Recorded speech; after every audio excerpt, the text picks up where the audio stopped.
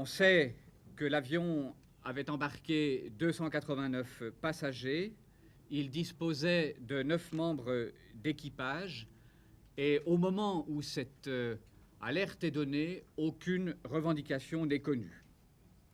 À 13h09, l'avion s'est posé en bout de piste et parallèlement un certain nombre de préalarmes, compte tenu d'un dispositif usuel, ont été effectués, notamment auprès d'hôpitaux, parce qu'on ne sait pas à ce moment-là ce qu'il en est. Très rapidement, les passagers ont pu quitter l'avion. C'est à 14h15 que les passagers quittent l'avion et seuls restent à bord les membres d'équipage et le pirate de l'air. À 14h40, tout se termine.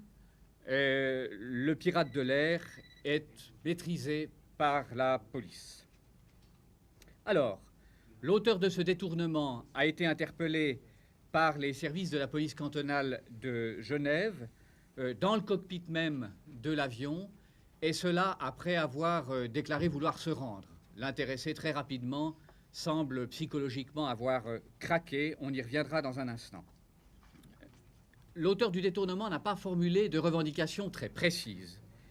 Il a souhaité toutefois, ça a été ses premières revendications, si on peut les qualifier ainsi, être en contact avec un représentant diplomatique de son pays, un journaliste suisse et un journaliste français.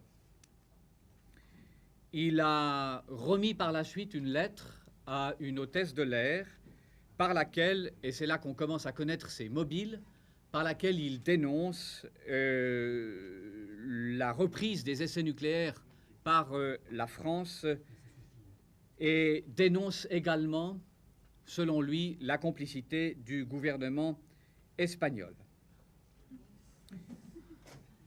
Il menace de faire sauter l'avion. Il menace de faire sauter l'avion au moyen d'un dispositif télécommandé. En réalité, il s'est avéré que ce dispositif télécommandé était un dispositif factice. Il s'agit d'une sorte de téléphone mobile auquel il avait branché quelques piles de façon à laisser l'impression qu'il s'agissait d'un dispositif qui fonctionnait comme pourrait fonctionner une télécommande. Les différents postes de commandement ont été également mis en place.